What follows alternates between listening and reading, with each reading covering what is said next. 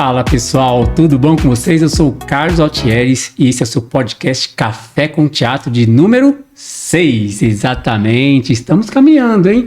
Já estamos aqui no nosso número 6, que legal. Eu quero agradecer você que nos acompanha aí, que comenta, que curte, que compartilha, porque é muito importante a sua participação aqui no nosso podcast, no YouTube, claro, e também nas redes sociais. Então, não deixe de seguir o nosso perfil, que é o Revista Café com Teatro, tá? Então, muito obrigado a você. Agradeço também sempre a Deus e Nossa Senhora Aparecida por nos dar essa oportunidade de estarmos aqui sonhando e correndo atrás, realizando, né? Isso é muito importante.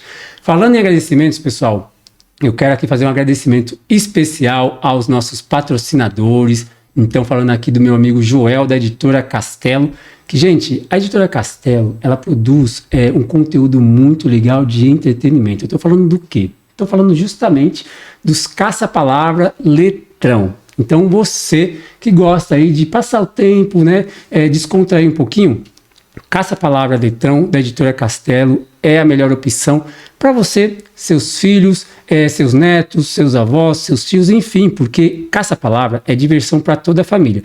E lembrando que a Editora Castelo não tem só caça-palavra, tá? Tem cripto, tem também aqui, ó, sudoku, né? Que é um material muito, digamos assim, bacana, porque ele não só vai te ajudar a passar o tempo, como também ele previne ao Alzheimer, né? Então é muito importante a gente estar aí sempre exercitando o nosso cérebro e de uma maneira divertida, né? Então assim você vai se divertir com o sudoku e o caça-palavra letrão, tá? Que esse eu gosto de falar porque eu tenho dificuldade com letra miúda, então se você também tem aí o caça-palavra letrão, vai ser algo, uma solução para você, digamos assim, você pode se divertir tranquilo. Você encontra os produtos da Editora Castelo no site, tá? Que é o www.editoracastelo.com.br. Se preferir, aponte seu celular para o QR Code, que será direcionado direto para o site.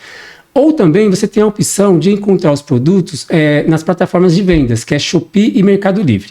Basta colocar lá na barra de procura Editora Castelo, você será direcionado para a loja deles e terá acesso a todos os produtos, ok? E agora um recado aí do meu outro patrocinador, meu amigo Natan. Tudo bom, Natan? É o Natan da Leno Filme Santana. Gente, você que procura colocar aí um insufilme no seu veículo, um som ou um alarme, você que gosta de colocar acessórios no seu veículo, então Leno Filme Santana é a solução para você, que é uma loja automotiva, tá? A Leno Filme está localizada na rua Conselheiro Saraiva, número 84, em Santana. Tá? E o telefone de contato é o 011 91273 3439, onde você pode entrar em contato pelo WhatsApp e agendar para levar o seu veículo até lá. Beleza? Quero também agradecer aqui nossos parceiros, que é a 2A, agência de marketing, que faz aí um suporte para o nosso podcast acontecer. Quero agradecer também a CA Produções e Assessoria Artísticas, que também dá todo um suporte para o nosso podcast, para a nossa revista. E também, claro, as lojinhas do Dodô, que vende lá para você que trabalha com brindes, eles vendem miniaturas. Então você consegue lá ter produtos para fazer brindes para aniversário, casamento, entre outras festas, tá bom? Então, gente, todos os nossos parceiros você vai encontrar nas nossas redes sociais com o link, telefone para contato, beleza? Então, muito obrigado a todos vocês que estão aí nos acompanhando e todas as marcas que são parceiras aqui do nosso podcast Café com Teatro. E falar em teatro, eu vou também agora falar do meu convidado de hoje, porque falando de teatro, gente, ele é feito de presença, de entrega e de verdade. E poucos artistas traduzem isso tão bem quanto o meu convidado de hoje. Com uma carreira que atravessou décadas, que atravessa, né, que assim tem um grande repertório. E ele já deu vida a mais de 100 produções no palco e nos bastidores, tá? Sempre com a mesma paixão pela arte de contar histórias. Ele é ator, diretor, professor, preparador de elenco. Ele construiu uma trajetória marcada pela excelência e pela generosidade em compartilhar o seu conhecimento com toda a sua volta. Estou falando aqui de um grande amigo, que eu posso chamar de amigo e professor, porque eu também tive o privilégio de estudar com ele aí, quando eu fiz a minha iniciação no teatro, que é o grande Ariel Mosch. Meu professor, sempre meu professor. Ariel, querido, muito obrigado pela sua presença. Obrigado. É um prazer recebê-lo aqui com a gente para esse bate-papo. De verdade, muito obrigado. Eu que agradeço esse convite maravilhoso. Foi muito bom receber o teu convite, porque a gente já não se via há muito tempo, a gente só se falava pela internet e tal, e aí foi uma oportunidade de a gente se reencontrar, foi muito bom. Exato, inclusive é bom você tocar nesse assunto, que realmente, né, depois que eu me formei naquela época de Macunaíma, daquelas correrias, a gente se manteve, graças a Deus, a gente manteve um bom contato, né, mas pela internet, né, Sim. Sempre eu também vendo os seus trabalhos, né, e a gente sempre trocando algumas figurinhas, alguma ideia, então, muito bom ter sua presença aqui, de verdade, tá, para mim é um prazer mesmo, não só pelo seu talento, o seu trabalho, mas pela pessoa que você representa para mim, tá? Porque, assim, está realmente presente na minha história, né? Como artista, como ator. Então, é muito importante. Muito obrigado mais uma vez, viu? Obrigado você, que é isso. E falando disso, Ariel, né? Só uma curiosidade para a gente já começar aqui esse pontapé inicial, que é Ariel Mosh, né? Eu gostaria que você falasse um pouquinho do Mosh, a origem dele. Da onde vem assim, o sobrenome Mosh? Tá. Na verdade, quando eu comecei a fazer teatro, o meu nome verdadeiro é muito complicado. Quer dizer, complicado não. Eu achava ele extremamente bíblico demais e sério demais. Meu nome verdadeiro é Moisés Ariel Cooperman. Aí eu falei assim, não, isso é nome de médico, isso é nome de doutor, advogado, não vou trabalhar desse jeito, não. Naquela época tal, e todo mundo me chamava de Moshe, porque é Moisés em hebraico. Sim. Então todo mundo me chamava de Moshe. E naquela época existia um general israelense chamado Moshe Dayan. E ele era ele era um herói dentro do país tal, e ele usava um tapa-olho, porque ele tinha, numa guerra, ele tinha perdido um dos olhos. E ele era muito característico, assim, ele tinha uma cara de pirata, né, com aquele tapa-olho e tal, e o nome dele era Moshe. Então todo mundo me chamava de Moshe também. E aí quando eu comecei a trabalhar, eu inverti, em vez de ser Moshe Ariel, virou Ariel Moshe, e Moshe virou sobrenome. Virou sobrenome. Legal. Até porque, assim, eu também fui atrás, por curiosidade, né? Porque eu falei, deixa eu ver a origem, né? E realmente é Ariel, então é Ariel Moisés. Ariel Moisés seria a tradução, Sim, porque eu fui atrás. Porque o Moshe é um nome hebraico. Ele é justamente Moisés, né? Exato. Legal. Inclusive, se você pega assim, né? Vamos falar em termos de Bíblia, vai. Já que ele é um personagem bíblico. Sim. A Bíblia está traduzida em todos os idiomas, se eu não me engano. E em todos os idiomas se traduz o nome Moisés. Então, o nome Moisés, ele se fala no mundo inteiro e de uma forma completamente diferente. Exato, em árabe é Musa, em hebraico é Moshe, em inglês é Moses, em, sei lá, francês é Moisés, ou seja, em português é Moisés. Ou seja, é um nome que é universal, né? Exato. E ele acaba chegando em vários lugares, né? Mas sempre, como você mesmo já falou, de forma diferente, né? De uma maneira diferente. E isso é legal, que interessante. Gente, é algo bem peculiar, inclusive, né? Algo assim que eu fiquei com essa dúvida, deixa eu ver aqui. Mas você tem descendência, então... Judaica. Judaica. Eu não sigo a religião, mas tem uma descendência judaica. Legal. E, professor, eu vou chamar professor também de forma carinhosa, tá? Até porque, para mim, pega muito nesse lugar aqui. Se preocupe. Só para a gente entrar um pouco mais a fundo, quando o ser artista, né, entra na sua vida, que momento você escolhe ser artista ou a arte escolhe você? Então, eu nasci numa família de pessoas que trabalhavam no comércio. Meu pai trabalhou no comércio, meu avô trabalhou no comércio, meu outro avô também, as minhas avós eram donas de casa, aquelas coisas.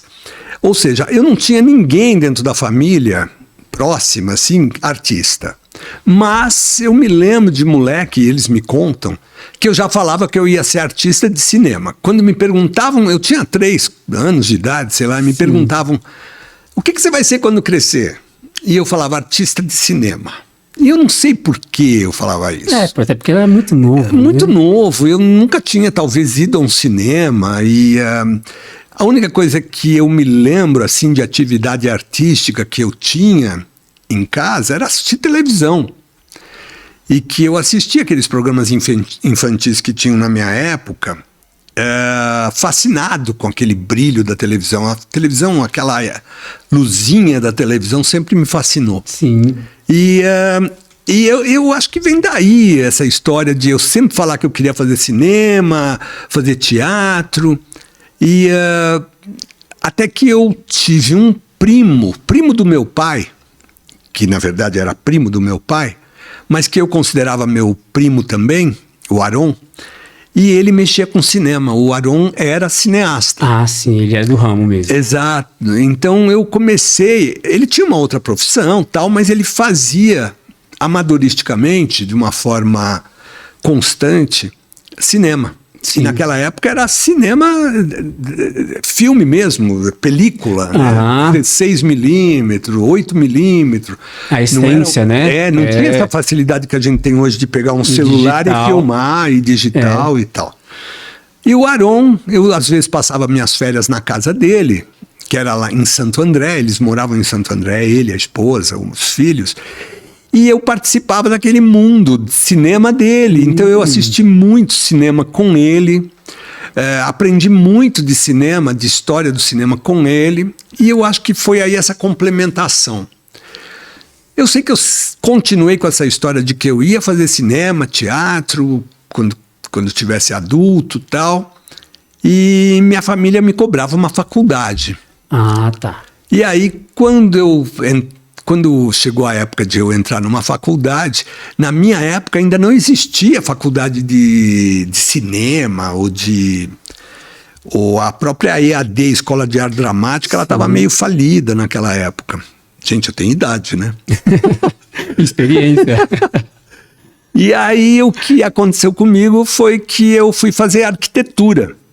Ah, sim, você passou pela arquitetura. Eu fui fazer faculdade de arquitetura. Entreguei o diploma para o meu pai e pronto. E aí eu comecei a fazer teatro mesmo. Primeiro teatro amador, com uns amigos. Depois eu ingressei num grupo de teatro e aí começou e não parei mais. Eu fui estudar com Eugênio Kuznet em 72. Eugênio Kuznet foi o cara que trouxe o Stanislavski, ou a teoria do Stanislavski para o Brasil.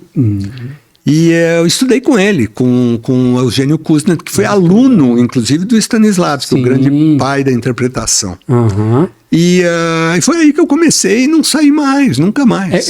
Quando você passa pela arquitetura, não chegou então a exercer. Foi mesmo estudou ali, meio que com aquele propósito de, vou finalizar aqui por ser sonho dos pais, talvez? Para falar a verdade, dentro da arquitetura, a única coisa que eu fiz foi construir um supermercado. Tem uma obra, então.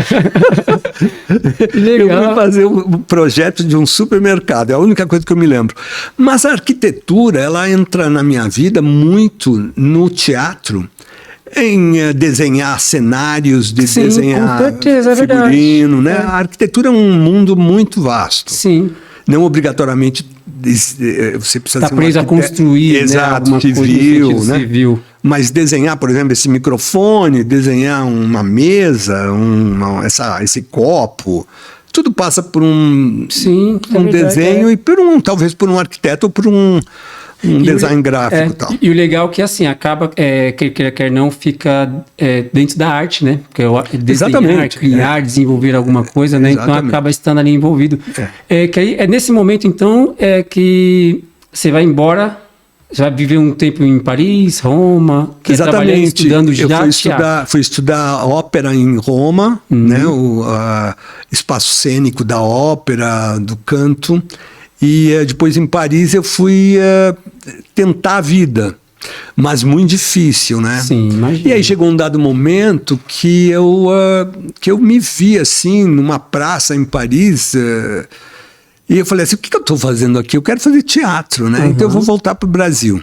E voltei para o Brasil, onde eu já tinha feito teatro amador, teatro de grupos e tal, e retornei voltando ao teatro. Depois eu voltei várias outras vezes à Europa, tal, para estudar, tal, mas foi quando começou em 76, eu comecei a fazer teatro profissionalmente, mais ou menos 76. Aí fica para valer mesmo. Exato. Né? Aí você abraça a profissão. Exato. Né? E também em 78, 1978, 1979, foi quando surgiu a profissionalização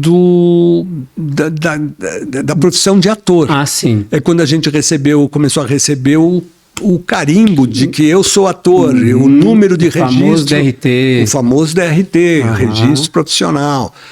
E aí foi quando eu recebi o meu registro profissional também. Eu sou número 1011. Pois é, eu estava vendo. 1011. Nossa, que legal. Eu tô na casa dos 30, eu acho. 30 e tantos. O Paulo Outram, eu me lembro, tinha recebido o número 1. Se eu não me engano, ele recebeu o número 1. Aham.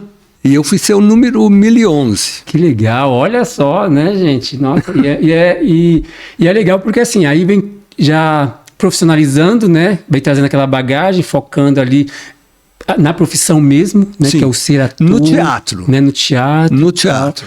Mas aí você também passa pela televisão, né? Mas eu vou começar a fazer televisão já no final dos anos 80. Quando eu vou trabalhar em várias emissoras, primeiro eu vou trabalhar na Bandeirantes, fazendo um programa que eles tinham de teatro na TV. Sim. Na TV Bandeirantes, que estava recém-inaugurada também. Aí depois eu vou trabalhar com a Dercy Gonçalves, olha só que loucura. Gente, que na TV legal. Record, num programa chamado Dercy, sempre aos domingos. Aham. E depois eu vou fazer novelas, algumas novelas participação na Globo e algumas novelas já como personagem grande, assim, no SBT. No SBT, legal, né? Que inclusive trabalha até hoje, né? Na parte lá de direção, né? Exato. Legal, gente, muito legal.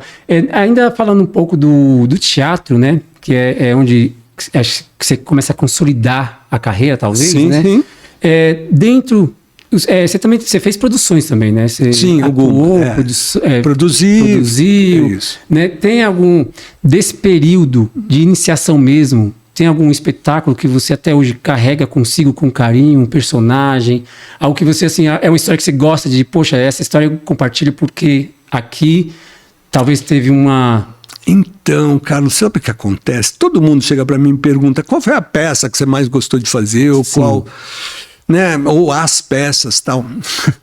E eu sempre caio numa coisa que é assim, tudo que eu fiz em teatro, eu gostei muito de fazer. Isso é importante. Mesmo as peças porcaria. Sim, mesmo às as vezes peças, cai na nossa mão, né? Muito. Mesmo as peças que não fizeram o menor sucesso. Uhum. Mas que eu sempre tive um prazer de fazer. Por exemplo, teve uma peça que eu fiz, chamada Le Roi se meurt, em francês chamada, em português era a Morre o Rei, do Ionesco, que foi um fracasso enorme. A peça, como montagem, hoje eu posso falar isso de forma engraçada, estava completamente errada na forma de montar, estava errada. E quem estava com a gente, quem veio de Paris para trabalhar com a gente, foi o próprio Eugène Ionesco, o grande Ionesco, pai do teatro do absurdo, juntamente... o Ionesco foi o pai do absurdo juntamente com o Beckett, Samuel Beckett. E eu tive a honra de trabalhar com o Ionesco. E a peça estava toda errada, mas o Ionesco era uma pessoa tão dadivosa, tão... chegou e falou assim, a peça está ótima. No conceito dele. No conceito dele, a peça falou assim, é isso mesmo. Então, não tinha nem o que falar, assim, né? Exato. O que ele está falando. Mas eu fiz muitas peças, eu tive a sorte, né, de trabalhar com muitas peças de muito sucesso. Sim. De público, né? Sucesso de público, de ficar muito tempo em cartaz, de ter uma reação da plateia e da própria crítica de forma muito forte. E isso foi me mantendo, né, mais dentro do teatro que a própria televisão ou o próprio cinema que eu fui depois desenvolver. Mas o teatro sempre foi um encanto. Sim. E falar de uma peça especificamente é muito duro. Mas tem várias, né? É interessante, inclusive, Ariel, você tocar nesse assunto, porque assim, eu me identifico nessa questão que você fala quando a gente faz, independente às vezes quando é uma peça, um trabalho que a gente tá vendo que é ruim, né, vamos dizer assim, a gente faz com tanto amor, né, que a gente entrega, né, a gente entrega. Teatro não dá pra você fazer sem querer, ou não dá pra fazer vou fazer de qualquer jeito. Não dá. Mesmo quando tá tudo errado, você tá fazendo pra valer, com uma verdade interior muito forte. Exato. E isso você defende, né? Exatamente. E às vezes, assim, lógico, tem uns processos que a gente pega para desenvolver alguns trabalhos, e é o que você falou, a gente tá vendo que, poxa vida, né, não tá certo, não tá fluindo. Mas é o que você falou, a dedicação nossa vai ser a mesma, né? A gente vai entregar o que tem que ser entregue, né? Porque é o que você falou, não dá para fazer pela metade. O teatro não aceita pela metade, né? Verdade. Você tem que estar lá de verdade, né? Inteiro, o palco tem que estar preenchido. E é uma coisa que você falou também que eu achei legal pelas pessoas com quem você já trabalhou, né? Grandes nomes, inclusive. Tem um aqui que eu quero ressaltar, porque eu sou fãzaço também, que é a Bibi Ferreira, né? Eu fui dirigido pela Bibi. Você foi dirigido pela Bibi no projeto. O Mistério de Gioconda. Nossa, essa peça. Cara. Essa peça foi muito divertido fazer. Foi. Porque era um mistério, era uma peça, era uma comédia de mistério, assim, de roubo, de meio que um sentido policial. E a Bibi era uma pessoa fantástica, porque ela chegava no teatro e subia no palco e fazia todos os personagens. Depois ela olhava para o elenco que estava assistindo ela e falava assim, eu quero assim. E descia do palco. E descia do palco e a gente subia no palco para fazer a peça e tinha que trazer essa energia que ela põe. É isso que eu ia falar. Então, muita gente, né, criticou em alguns momentos a Bibi por ela ser um tipo de diretora que ela exigia que as coisas fossem feitas de uma maneira.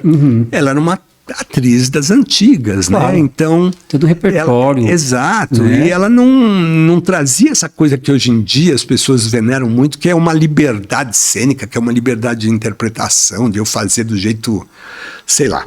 E aí eu entendo hoje a Bibi, porque o que ela queria não era que a gente imitasse ela. Sim. Ela queria aquela energia em cena, aquela intensidade, aquele tempo ritmo que o espetáculo pedia. Exato. Então ela só conseguia pedir isso fazendo. E era genial. Exatamente, porque assim, era genial principalmente, eu penso assim, né, nossa, que honra, né, ter trabalhado com ela, como você trabalhou. Porque assim, eu vejo assim, você está tendo ali a oportunidade de ver uma possibilidade de ser feito, né? Que é o que você falou. Talvez ela estava ali, talvez não, ela estava ali pedindo mesmo que fosse colocada aquela essência. Exatamente. Né? Agora, não é uma cópia que se pede, né? E outra coisa que você também falou, que eu concordo, que hoje em dia tem algumas liberdades cênicas que às vezes acaba se perdendo a essência verdadeira do espetáculo. Talvez. Eu sinto que um pouco hoje o ator mais jovem, o ator iniciante, sei lá, ele tem um certo pé atrás com ser dirigido. As pessoas têm muito dedos de receber crítica, ou de receber encaminhamento, ou de receber algum tipo de direcionamento. Então eu acho que é um comportamento burro, me desculpem a palavra, mas a gente tem que estar no palco aprendendo o tempo todo. E a gente não consegue se olhar quando você está no palco de tal maneira que você consiga aprofundar o teu trabalho. Alguém precisa estar de fora olhando como você faz. Exatamente. Então, justamente dando esse direcionamento. O teatro dá essa oportunidade de você acertar, errar, e de que depois de amanhã você vai acertar sempre. Exatamente. O cinema é mais... ele dá um trabalho de elaborar a cena, de fazer várias vezes até você filmar aquilo que realmente se gostaria que estivesse registrado. A televisão ela é mais imediatista. A televisão é assim, é chegar em frente às câmeras, ensaiar para as câmeras e fazer. Entendi. É meio que um papum, né? É um papum. Chega lá, entrega Algumas cenas mais mais elaboradas, elaboradas, claro, né? tal, claro. Aham. Mas a televisão ela é mais rápido. Vamos fazer. Tem que ter agilidade, É. né? Exige essa certa agilidade. Inclusive, agora, legal você tocar nesse assunto, porque, bom, você passa, né? Você tem já essa bagagem, né? No teatro, né? Produzindo, dirigindo, enfim, atuando. Né? Eu ia te fazer uma pergunta, inclusive, deixa só para não esquecer esse gancho. É que, engraçado, Ariel, quando na época de Macu, né? Que eu estudava lá, que você deu aula para mim, você sempre teve eu sempre via você com uma imagem bem um cara sério, né? Nossa, gente, o Ariel chegava na sala, gente, vocês não sabem do que eu tô falando. O Ariel chegava na sala assim, né? Ele dava aula chegou a dar aula para mim de história, né? Uma época, e depois aula de voz. E sempre um cara muito sério, tal. Ele pegava nosso pé, inclusive, né? Um professor ríspido ali. Aí eu tive a oportunidade depois, logo na sequência que eu finalizei ali no Macu, eu fui assistir um espetáculo seu chamado Toque Toque. Você deve lembrar, né? Sim. Estava em cartaz com esse espetáculo. Foi um grande sucesso. Grande sucesso. Nossa, eu assisti 2 vezes, inclusive. As 2 vezes, casa lotada. Lotada. Né? Lotada.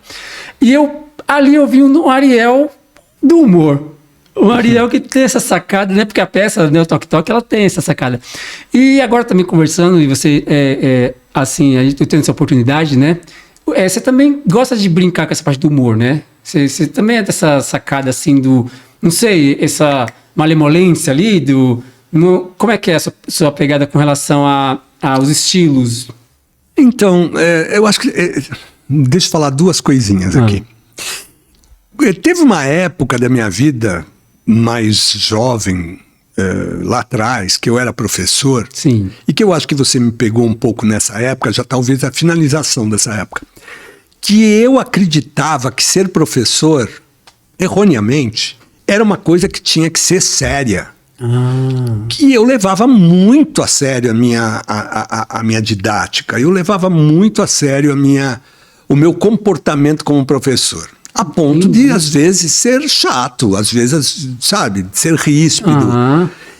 E hoje em dia, cara, eu não acredito em mais nada disso. Eu acho que não é por aí.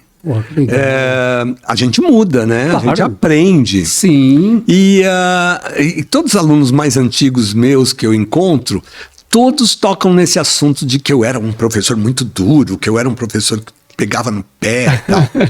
E eu fico olhando assim para essas pessoas. Exato. Eu sempre cheguei e falei assim, eu não, imagina. Mas eu era mesmo, que absurdo. Era um personagem de professor, talvez, né? Talvez, eu acreditava nesse personagem. Sim. Mas hoje em dia eu sou completamente diferente dentro da sala de aula. Sobre essa questão do humor, eu sou muito palhaço. Sim. Eu sou muito palhaço. Eu sou um humorista, eu sou um ator da comédia. E lido, acho que com o mundo e com a minha vida, eu lido de forma irônica. Eu sempre estou debochando de tudo. Eu não consigo mais levar. Esse mundo que nós estamos vivendo. Já está difícil. Está difícil, sabe? Em todos os níveis. É a religião que está difícil, é a política que está difícil, é você conseguir fazer a tua arte, a tua expressividade que está difícil. Estar na rua.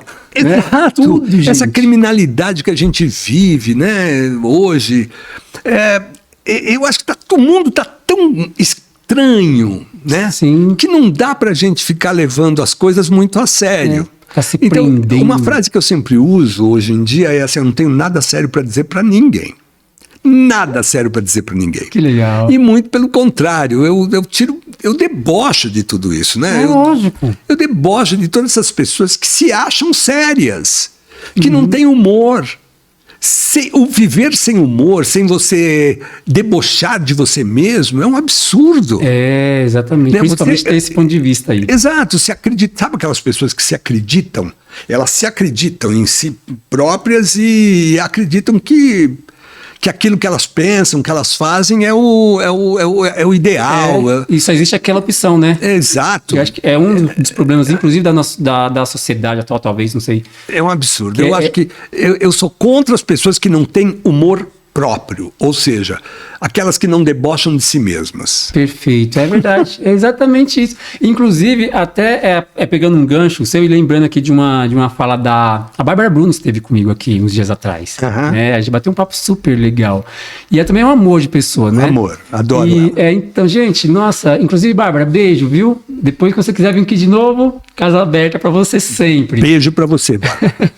E ela falou algo que você tocou agora no assunto e que eu acho muito interessante, porque é algo que eu carrego para a vida e é algo que eu escuto muito dos atores, né, artistas mais experientes, né, que é justamente isso. Nós estamos em um constante aprendizado sempre, né, Sempre. e estar aberto a mudar de ideia. Sim. Né, mudar o ponto de vista, análise. Então, de repente, aquele personagem que de repente você criou para o seu professor, né? Hoje você ter esse discernimento, fala, não, peraí, cara, o que eu fiz, né? Porque, bom, já viu que não foi impressão minha então, né? Algumas pessoas questionaram. Então, eu entendo um pouco isso hoje da seguinte forma. Eu acreditava de que o aluno, ele tinha que ser chamado na chincha, né? Chamado... para que, se você está aqui dentro dessa sala de aula, você tem que ser aluno de boa qualidade. Sim.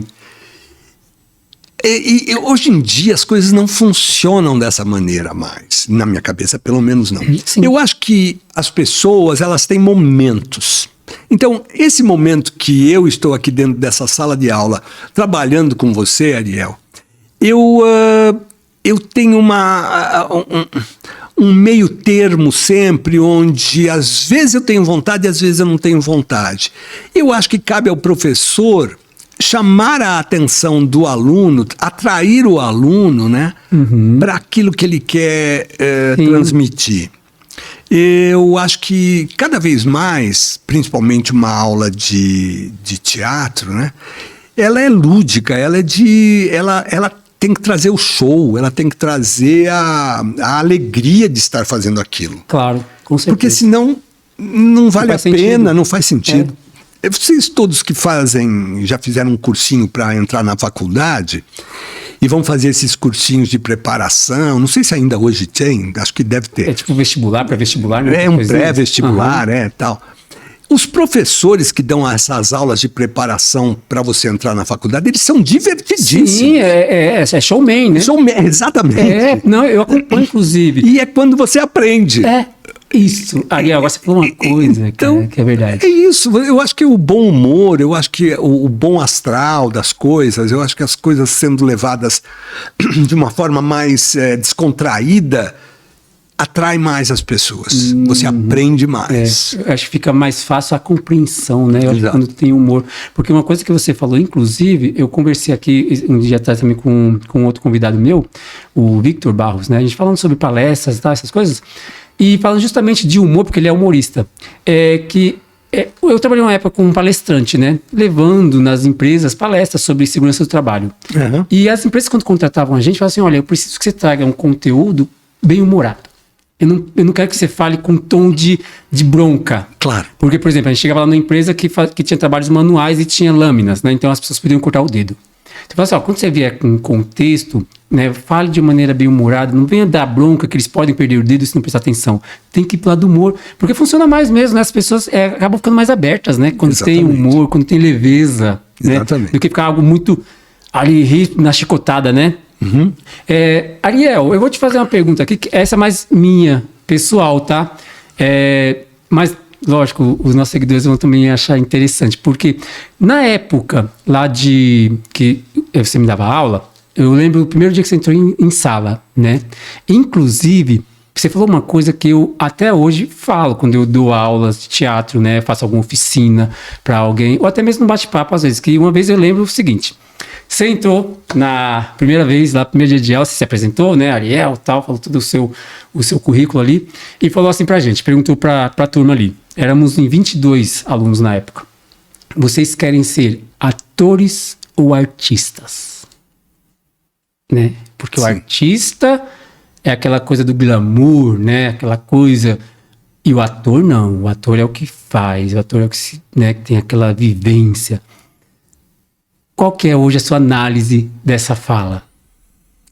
Então, eu acho o seguinte, o artista, eu não acho que o artista seja aquela coisa do glamour, nem nada disso, mas eu acho que o artista, ele escreve, ele fala, ele se comunica, ou tem a possibilidade de criar várias linguagens. Uhum. O artista é aquele que pinta, é aquele que desenha, é aquele que costura, é aquele que escreve, é aquele que interpreta, é aquele que canta.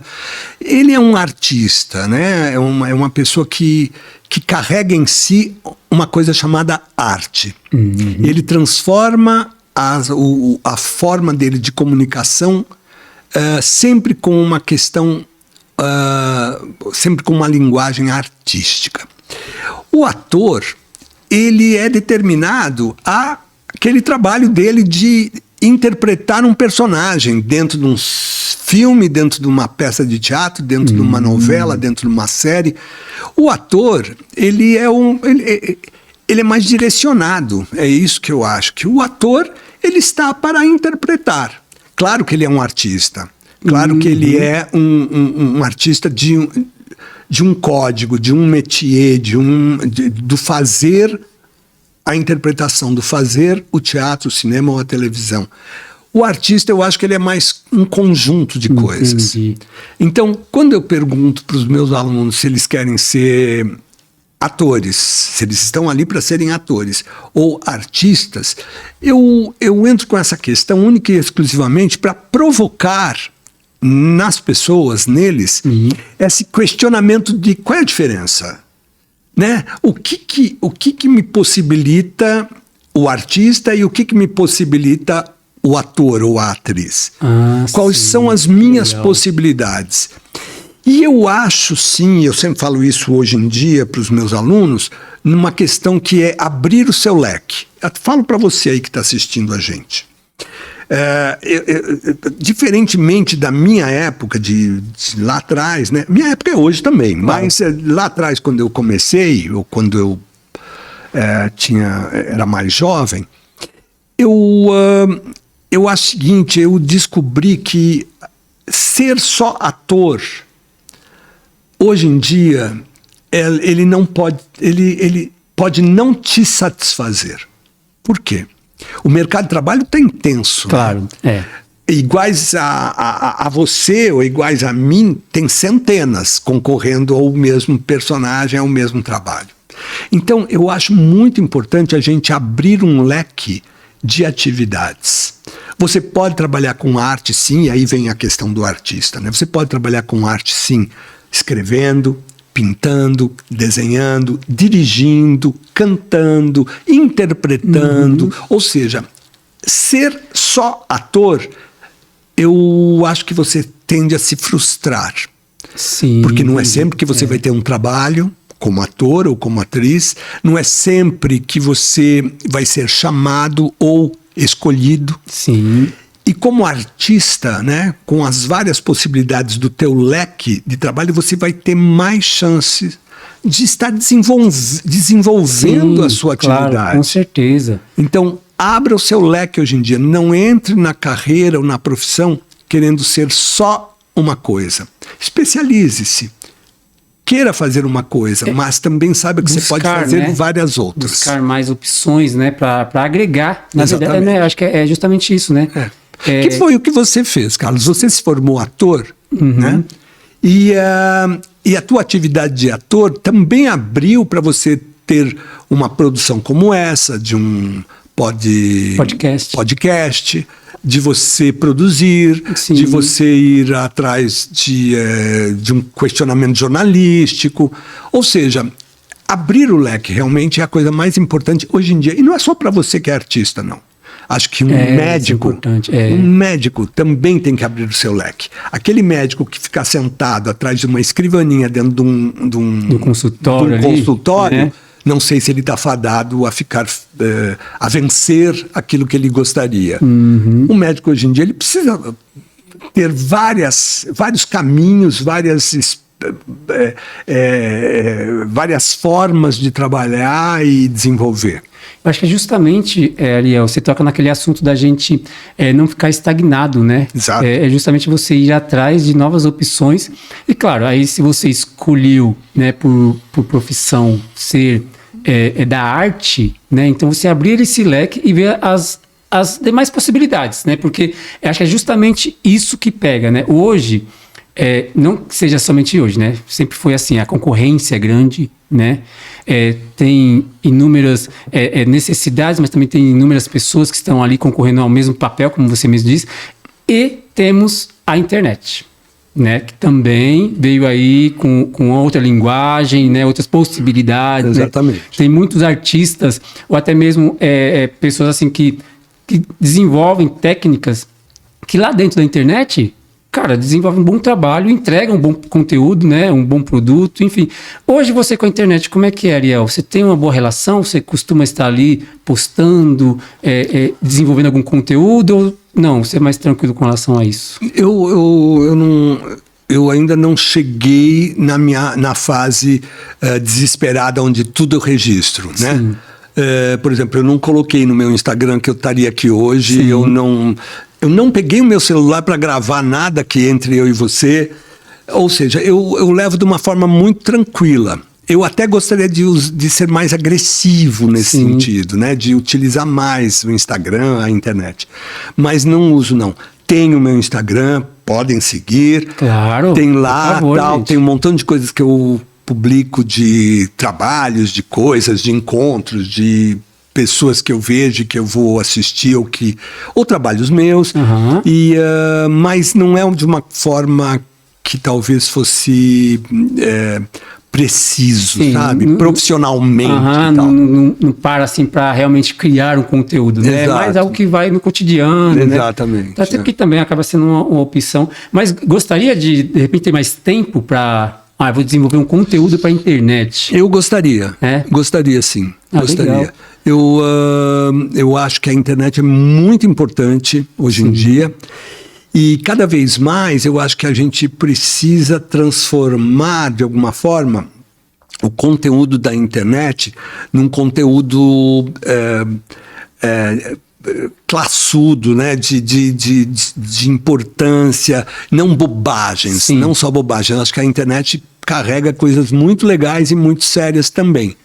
E o trabalho de várias pessoas dentro da internet que eu tenho visto são muito, muito, muito bons. Legal. Muito legais. Eu tenho visto gente trabalhar de todos os níveis, desde os dramas até as comédias, desde o uso da inteligência artificial, desde o uso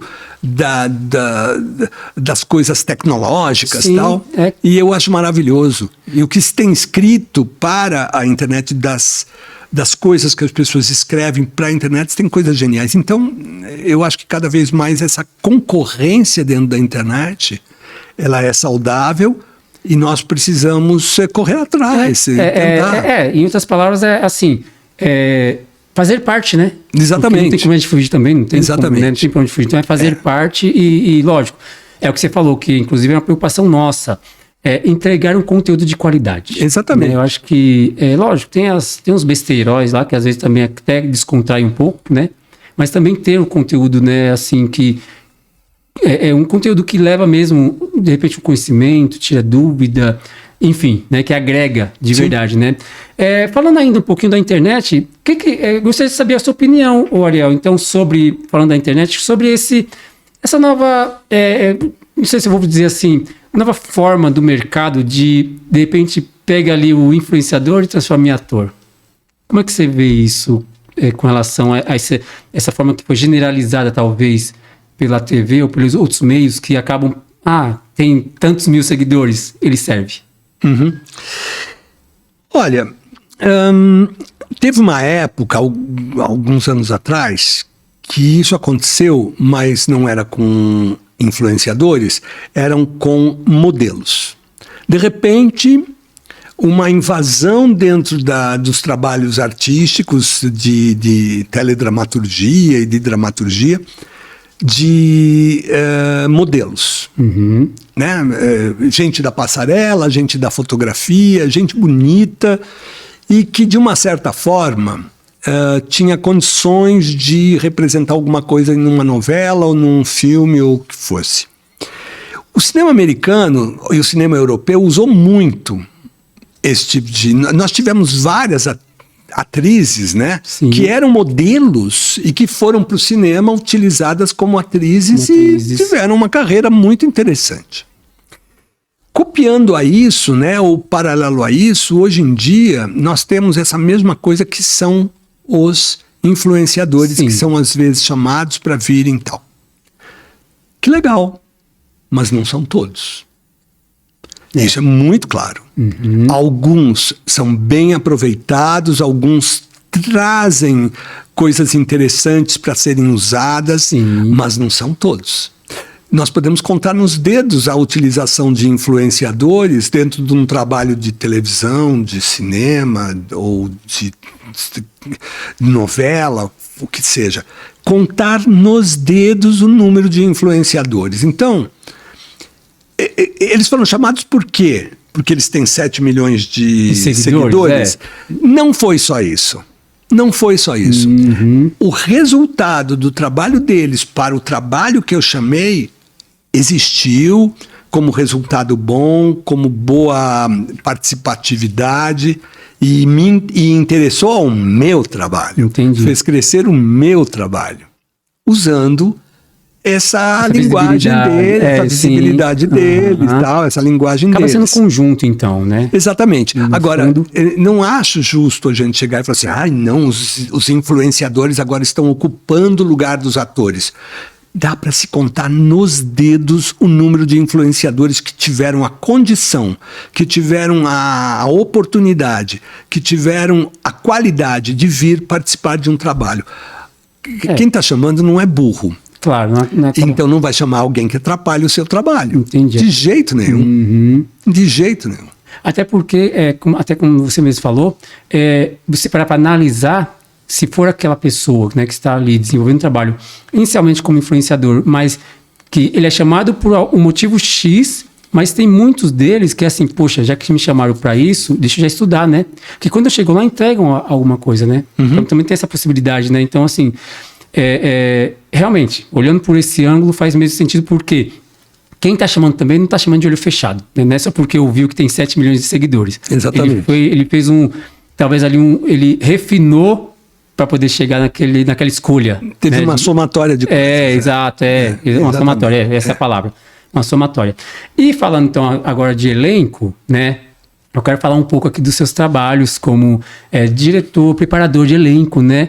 E a afinidade que você tem, né? Ou pelo menos, assim, os trabalhos que você fez dentro do SBT, né? Com crianças. Né? Eu acho fantástico que você fez Carrossel, Chiquititas, Cúmplice de Resgate, todas as novelas infantis. Então eu gostaria que você falasse um pouco desse processo, né? Escolha do elenco, preparação, inclusive como é que trabalhar com eles, porque assim, são crianças, né? Então deve ter ali aqueles momentos de criança, né? Então, eu na época, há 16 anos atrás, gente, já está fazendo 16 anos... Aquelas crianças não são mais crianças. Que eu tô lá no... Nossa, é o seguinte. Há 16 anos atrás, eu tinha acabado de fazer uma novela como ator da Iris Abravanel, esposa do Silvio Santos, autora. Que foi... Eu tinha acabado de fazer aquela novela que, se não me engano, foi Vende-se um Véu de Noiva. Terminou o último dia de gravação... Tchau, gente, tchau. Fui para casa, fiquei em casa e falei assim, bom, agora eu tô desempregado, o que eu vou fazer da vida? Sim. Uns 3, 4 dias depois, me toca o telefone e era da parte da Iris Abravanel querendo falar comigo, se eu poderia vir lá no SBT. Eu falei assim, bom, deve ser uma outra novela. Deixa eu ir lá. Aí eu achei estranho, porque direto, assim, uma outra novela, tal, vou lá. Na sequência, né? Na sequência. Eu fui. E aí, o Del Rangel, que era o diretor-geral naquele momento, me chamou lá e falou assim, vamos conversar, a Iris está vindo para cá para conversar contigo também. Eu falei assim, tá bom. Oi, Iris, oi, Del, tal, vocês me chamaram aqui, o que é uma próxima novela? A Iris falou, só que eu quero fazer uma novela infantil. eu quero fazer uma refazer, vamos chamar assim, a Carrossel, que tinha feito muito sucesso e era uma novela mexicana ou cubana, não me lembro agora. Eu acho que é mexicana. Mexicana. E aí eu quero refazer, eu estou readaptando para o Brasil e nós vamos fazer aqui no SBT. Ah, que legal. E aí eu falei, e eu com isso, né? Aí ela falou assim... Seria o porteiro? Eu serei quem nessa novela? Aí ela falou assim, a gente queria que você preparasse um elenco. Nossa. Porque não existia crianças interpretando dentro de um elenco grande. Sim. Então, por exemplo, existiam crianças que trabalhavam... Esporadicamente, né? Mas assim, aquela coisa de cena de... Mamãe, eu sei. olha, tá doendo aqui. E pronto. Filhinho, vai. Corrido, exato. né? Sobe que você vai, já está na hora de você ir dormir. Dentro das novelas existia uma criança ou outra que trabalhava. Com pedacinhos, né? Com pouquinha cena. Mas uma novela inteira, com um grupo de atores jovens, crianças, que teriam dramaticidade, que teriam história, que teriam muita fala, que teriam... que contracenar para contar uma história não existia. Não existia. Então, o desafio da Iris para mim foi de que eu deveria formar um elenco assim. E eu, no ato, cheguei e falei assim, olha, gente, eu trabalho com adulto, eu trabalho com jovens, mas criança, experimenta, Ariel. E foi o que eu fiz, experimentei, fiz uma seleção. Nossa, gente, o que se inscreveu de criança... Nossa, imagino, gente. Foram, acho que 1.500, não sei o quê. E eu tive que fazer escalonamento, alguns meses e tal. E selecionei, acho que 25 de todos esse número Os enorme. primeiros inscritos, né? 25. Nesses 25 estava a Larissa Manoela... Sim. Que vocês conhecem até Larissa, hoje, né? Sim. E a Maísa, que o Silvio Santos, que já trabalhava com o Silvio no programa do Silvio, e o Silvio chegou e falou assim, eu quero ela na novela, hein? Aí eu falei, tá bom. E foi assim que eu comecei a trabalhar com essas 25 crianças durante 3 meses, preparando eles para cenas, preparando eles para trabalho com câmera, preparando eles com texto contínuo, porque a gente não grava uma novela de uma forma linear. Sim. Então a gente grava, por exemplo, cena 2 do capítulo 60 e cena 4 do capítulo 120. Totalmente. Juntos ali. Então ensinar para essas crianças de que a coisa não... Tinha que ter essa separação, que você tinha que se lembrar o que aconteceu com você no capítulo 60 para poder fazer o 120 antes de fazer o 60. Exatamente. Ou seja, uma coisa bem complicada para as crianças. Foi uma aula mesmo, né? Exato. Sim, você deu Foi aula uma formação. Exatamente. E, cara, deu certo. Deu certo na época, o SBT venceu dentro da questão do que o público assistia, né? Se tornou líder de audiência. Uma aceitação enorme. Enorme. Nossa, de adulto e de criança, inclusive. Exatamente. E aí foi que eu fiquei dentro do SBT preparando as crianças para todas as outras novelas que vieram depois, Chiquititas, Carinha de Anjo, Cúmplice de um Resgate, Poliana e todas as outras até hoje que está no cartaz agora, Caverna Encantada. Sim. E ficamos nesse trabalho durante todos esses anos, sempre preparando. E aí eu, a partir de um certo momento, eu assumi também o departamento de elenco do SBT. Então eu fiquei trabalhando nas duas coisas. Paralelo ali também cuidando da parte de elenco adulto, em caso. Adulto, infantil e todo, né? Legal. Escolhendo elenco adulto, escolhendo elenco infantil para as novelas e trabalhando com esses dois elencos, tanto adulto preparando, né? Preparando eles. Porque quando pega a criança... falando aí, então, dos bastidores aí dessas novelas infantis, né? Porque é uma curiosidade, porque eu estive lá umas 2 vezes. Você fez participação. Fiz participação da Chiquititas, foi Chiquititas, e Carrossel também, acho que fiz uma em cada uma, se não me engano. E era uma festa, né? Aquela criançada, lógico, elas estão portadas, né, ali dentro da responsabilidade profissional, mas nos intervalos delas, né, tudo criançada. E aí como é que era essa vivência, né, do Ariel, não sei se era tio Ariel, como é que ela se referia? Tinha de tudo. Tinha o tio Ariel, tinha o Oi, vô! Me chamavam de tudo. Porque eu lembro que às vezes nós estávamos lá, então no intervalo elas voltavam a ser crianças de verdade, né? Então brincavam, gritavam, corriam atrás da outra, e era muito legal. E eu vi algumas vezes, você postando algumas fotos às vezes com elas, assim, num momento bem inusitado, bem, né, descontraído, que eu acho que alguém tirava e você acabou postando. Eu achava muito legal. Eu queria saber como é que era essa relação Ariel com essas crianças, enquanto mesmo crianças e um tio ou um vô de consideração, e depois o Ariel profissional com essas crianças no profissional. Tá. Como é que era esse... Antes de mais nada, com as crianças, a minha relação era absolutamente profissional. Eu tinha que ter esse trunfo na mão. Só que eu criei uma habilidade, modéstia à parte, né? Eu criei uma habilidade de que existe o Ariel absolutamente profissional que estava exigindo coisas para elas, e existe o Ariel que é um momento tio, que é o avô, que é o que elas quiserem. Então sempre existiu com todas essas novelas uma coisa de carinho da minha parte com elas e elas para comigo, que foi o que fazia vencer, porque alguém tinha que comandar eles lá dentro. Claro, exatamente. E claro que cada um, os diretores, a direção maior, tal, figurinista, e cabeleireiros, maquiadores, né? Essas coisas todas, precisavam, de alguma forma, ter domínio sobre essas crianças para que elas pudessem exercer as suas funções, as suas profissões, né? Entregar aquilo que estava nessa. Exatamente, a figurinista precisava da atriz ali naquele momento, com um comportamento legal para poder experimentar várias roupas, ver o que serve, o que não serve, tal. Então sempre era assim, eu vou chamar o Ariel, hein? Gente, ou você me ajuda ou eu vou chamar o Ariel. Aí ligavam para mim muitas vezes, Ariel, vem para cá. Eu estava na minha sala, desce pro estúdio porque tá difícil a coisa hoje. E criança... E elas criam essa relação, né? Cara, criam total. De assim... Amor e ódio. Amor e ódio. Exatamente, Mas as crianças, né, são crianças, meu Deus do céu. Exato. Eles têm momentos de que eles não querem estar sérios. Eles querem estar na fusarca, na bagunça.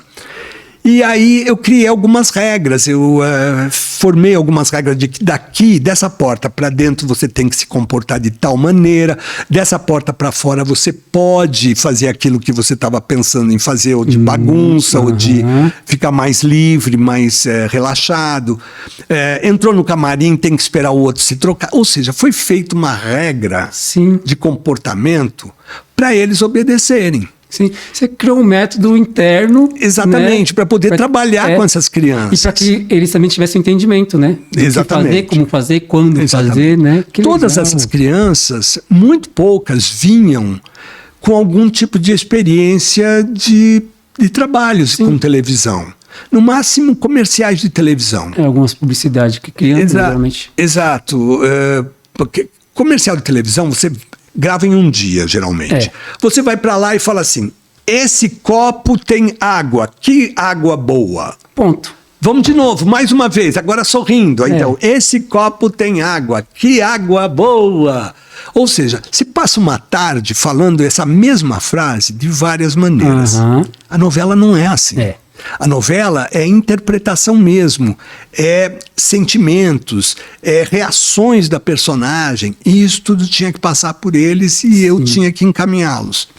E é complicado, né? Porque a criança ela precisa entender o mecanismo disso tudo, de por que aquele personagem está passando por aquilo e quais são os sentimentos que ele está tendo. Pois é. Então isso tudo era um papo meu com eles, era um desenvolvimento meu com eles, de trabalho, de treino, de ensinar eles a serem atores. Sim, então, porque eu sempre, quando eu acompanhava lá os seus trabalhos, você postando, né, eu ficava sempre imaginando, porque assim, eu dei aula um tempo para crianças, né, de teatro. E eu ficava justamente imaginando isso, porque eu falei assim, ele não está só ensinando, né? Ele está criando um formato de ensinar a criança, porque assim, para cada uma vai ter que ter um tipo de linguagem. Com certeza. Uma você vai ter que chegar com algo como se fosse, faz de conta que, para ele entender que aquilo ali, né? Ó, faz de conta que você tá triste, porque, né? Pra ele começar a absorver a ideia. Exatamente. E eu ficava imaginando essas coisas na minha cabeça. E agora você falando, eu falo, poxa vida, ó, imaginei certo, porque realmente o caminho é esse, né? De trabalhar principalmente com criança. Cara, muito legal. Eu sempre digo o seguinte: o que me encantou nessas novelas infantis, ou infantos juvenis, ou da família, como a Iris Abravanel costuma dizer, foi que, se vocês perceberem bem, nessas novelas, as crianças é quem trazem as soluções para os defeitos dos adultos, para as complicações que os adultos criam. Legal, muito bom, gente. Gente, é muito legal. Bom, estou adorando, justamente porque você traz esses bastidores, né? Eu acho que enriquece muito para nós que somos atores, né? Que a gente acaba sabendo um pouquinho do que acontece ali por trás. E quem está assistindo também acaba tendo as curiosidades, principalmente dessas novelas que marcaram, né? Tenho certeza que marcou época e assim, acaba a gente tendo uma memória ali afetiva de algumas cenas. Então, assim, é muito legal. Gente, enquanto o meu convidado Ariel toma água, eu quero deixar aqui o recadinho do meu patrocinador, que é a Editora Castelo. Gente, se você quer aí, de repente, tirar a criançada do excesso de celular, é legal você ter em mãos caça-palavra, ou até mesmo, eu vou mostrar aqui para vocês, ó, que eu gosto muito, inclusive, revistinhas de colorir, tá? Por quê? Porque, principalmente, aproveitando a revistinha de colorir da Editora Castelo, ela traz duas opções. Uma é a historinha, aqui no caso é o Tarzan, tá? Ela auxilia a criança que está na fase de iniciação à leitura, então ela já vai estimular a leitura para a criança, porque ela vem a historinha do personagem aqui de forma resumida e bem lúdica, e também ela traz os personagens da história para a criança colorir. Então, quer dizer, você acaba dando ali para o seu filho, né, a opção dele, a oportunidade, melhor dizendo, dele começar ali a ter o interesse pela leitura, né? E lógico, desenvolver a criatividade com pintura, né? Pintando personagem, já tendo toda aquela iniciação talvez na arte, por que não? Então os produtos da Editora Castelo você encontra no site, tá? Que é o www.editoracastelo.com.br. Lá você vai encontrar as revistas de colorir e também os famosos caça-palavra, letrão, cripto e sudoku. Beleza? Então clica lá que você será direcionado para o site e vai ter acesso a todos os produtos. Ariel, querido, você gosta de futebol ou não? Tem algum time do coração? Como é que é? Eu tenho um time, mas eu acompanho tão pouco futebol. De vez em quando tá passando, eu assisto alguma coisa, mas eu não sou um adepto ao futebol. Bom, mas aqui a gente vai fazer um jogo rápido com você, tá? Um bate-bola, algo bem descontraído. Eu vou falar a palavra ou pergunta e você desenrola como você achar melhor. Legal. Beleza? Preparado? Sim. Então vamos lá. Ariel, palco, TV ou cinema? Oh, meu Deus. Luz. Câmera, ação. Câmera, ação. Maravilha. Um personagem que você gostaria de ter interpretado? Que eu gostaria de ter interpretado? Acho que o Hamlet. O Hamlet eu gostaria de ter feito. Mas o Hamlet é muito mais jovem. Então eu só poderia ter feito antes. Agora não. Agora já. Quem sabe uma remontagem aí dele mais velho? Quem sabe? Uma peça ou filme que todo mundo deveria assistir pelo menos uma vez na vida? Poxa vida, muitos filmes, muitas peças. Tem uma peça específica que eu acho que todo mundo deveria ter assistido, que que eu gostaria inclusive de ter dirigido. Sim. É a Noviça Rebelde, é um musical. Muito Existem bom, filmes maravilhosos, mas esse musical ele é tão perfeito no sentido cinematográfico, de técnica, de luz, de atuações, de músicas, que os americanos sabem fazer isso muito bem e fizeram isso brilhantemente. Sim. Fora A Noviça, eu acho que todo mundo deveria assistir todos os filmes do Hitchcock, que é um mestre do cinema. E tem um filme específico que as pessoas deveriam assistir, que se chama A Malvada, com a Bette Davis. que é sobre teatro. Legal, ó, fica as dicas aí, inclusive, eu vou inclusive relacionar isso na descrição do vídeo, porque eu acho que são referências muito importantes. Direção ou atuação?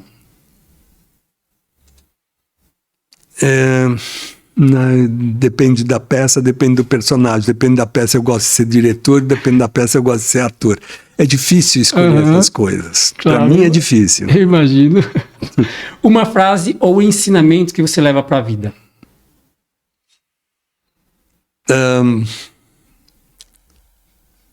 Escute. Boa. É mais importante. Legal. E se você pudesse voltar no tempo, encontrar o Ariel de algum momento da sua vida, qual seria esse momento e qual conselho você daria a ele? O Ariel dos 25, 30 anos. Eu diria para ele, se arrisca mais, cara. Tá muito parado, tá muito babaca. Boa. Sensacional, gente. Esse foi meu convidado de hoje, Ariel Mosch, um grande amigo, professor também, que eu carrego no peito e gosto de dizer sempre que foi sim, é o meu professor, meu grande mestre, eu chamava sempre de mestre.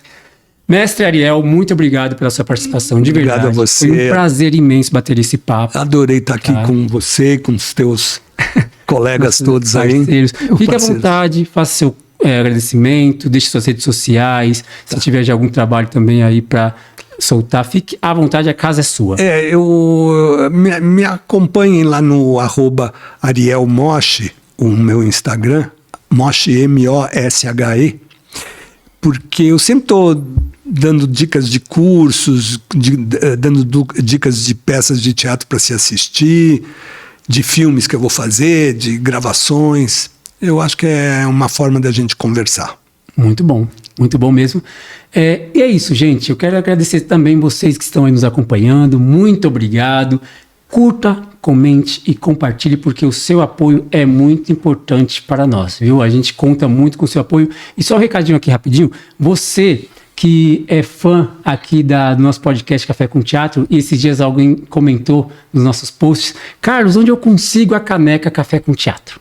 Gente, as lojinhas do Dodô, agora nossa parceira, está vendendo, tá? Então, se você quer tomar o seu café, o seu chá na canequinha da Café com Teatro, acesse lojinhas do Dodô na Shopee e você vai conseguir, aí vai poder adquirir a sua, ok? Então, entre lá, o Ariel já ganhou a dele. A minha, eu vou tomar meu café quando eu chegar em casa.